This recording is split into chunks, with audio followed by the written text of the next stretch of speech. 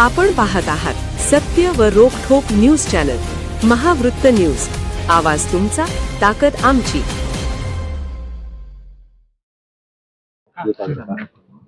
काय सांगाल आता सध्या एक वातावरण असं झालेलं आहे की सर्वसामान्यांच्या मधलं व्यक्तिमत्व आज निवडून आले जिल्हा परिषदला. निश्चित एक सामान्य कार्यकर्ता या ठिकाणी जिल्हा परिषदेत गेलेला आहे आणि मी सामान्यच राहणार. येणाऱ्या काळात कुठला डोलडाम नसणार आहे. आणि जसं आता हाक म्हणत आलोय लोकांना, बरोबर खांदेवाट टाकला तसंच खांदेवाट टाकून ठेवणार. माझ्यावर टीका विरोधकांनी केली की खांदेवाट टाकून कामं होत नाही. अरे खांदेवा हात ज्यांच्या टाकायचा आहे की ती माणसं पुढे गेली पाहिजे, त्यासाठी खांदेवा. आणि हातात हात कशासाठी द्यायचा आहे की माझ्या मनातून शुभेच्छा तुमच्यासाठी द्यायच्या आहेत म्हणून मी हातात हात कायम देत असतो लोकांच्या.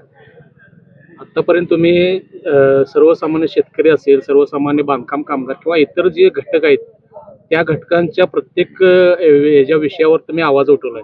त्या माध्यमातून सुद्धा तुम्हाला म्हणजे काही आवाज जिल्हा परिषदेमध्ये उठत, त्या संदर्भात काय सांगाल? निश्चित या ठिकाणी शेतकऱ्यांसाठी वेगवेगळ्या योजना या ठिकाणी राबवायच्या. समजा आता आपल्याला रोपवाटिकेसाठी अनुदान द्यायसाठी मला द्यायचं येणाऱ्या काळामध्ये, की तोही प्रस्ताव मी मागच्या 1-2-3 महिन्यापूर्वी शिवसाहेबांना म्हणलं होतं की जिल्हा नियोजन म्हणून रोपवाटिकांना, ऊस रोपवाटिका आहे ना, त्यांना जर अनुदान दिलं तर चांगल्या पद्धतीचा तो एक व्यवसाय निर्माण होईल आणि शेतकऱ्यांना कमी दरामध्ये बियाणं उपलब्ध होईल.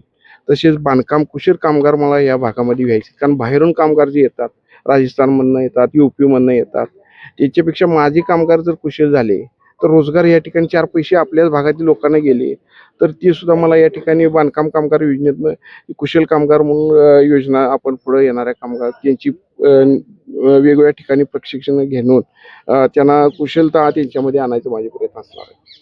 गेली अनेक वर्ष प्रलंबित जिल्हा परिषद पंचायत समितीचे इलेक्शन लागले आणि त्यानंतर आता निवडणूक झाली, तर त्या माध्यमातून जे प्रशासकांच्या ह्याच्यातनं जी झालेले आहेत कामं ते आता सध्या काही अडचणी किंवा प्रॉब्लेम जे होते नागरिकांची, तर त्या संदर्भात तुम्ही आता काय विजन असणार आहे? निश्चित आता शाळा दृष्टींची कामं, वेगवेगळी शाळा बांधकामाची कामं थांबलेली आहेत आणि शैक्षणिक उठाव जो होत असतो लोकसभा म्हणजे लोकप्रतिनिधी आणि प्रशासन यांची 2 चाकं आहेत की जर 2 चाकं बरोबर चालली तरच काही उठाव होत असतात. शैक्षणिक उठाव घेण्याबाबतीत तर महत्त्वाचं काम या ठिकाणी आहे, कारण भावी पिढी घडण्यासाठी रस्ता काय पुन्हा करता येईल, पण एकदा करिअर बाद झालं, त्याचं मागं पडलं तर ती सुधारता येत नाही. म्हणून प्राथमिकता अंगणवाडीपासूनच मी या ठिकाणी त्यांना अंगणवाडी सेविका न म्हणता अंगणवाडी शिक्षिका हा येणाऱ्या काळात माझा संकल्प असणार आहे की त्यांना अंगणवाडी शिक्षिका नावानं संबोधलं जावं आणि तिथूनच शैक्षणिक धडं अंगणवाडीपासून जिल्हा परिषद, तिथून मग ती जिल्हा परिषद शाळेमध्ये मुलं येतील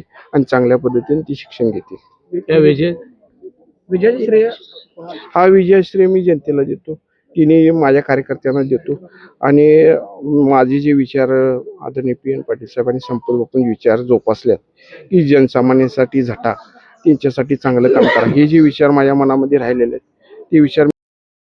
महावृत्त न्यूज चॅनलला लाईक करा, शेअर करा आणि सबस्क्राईब करा.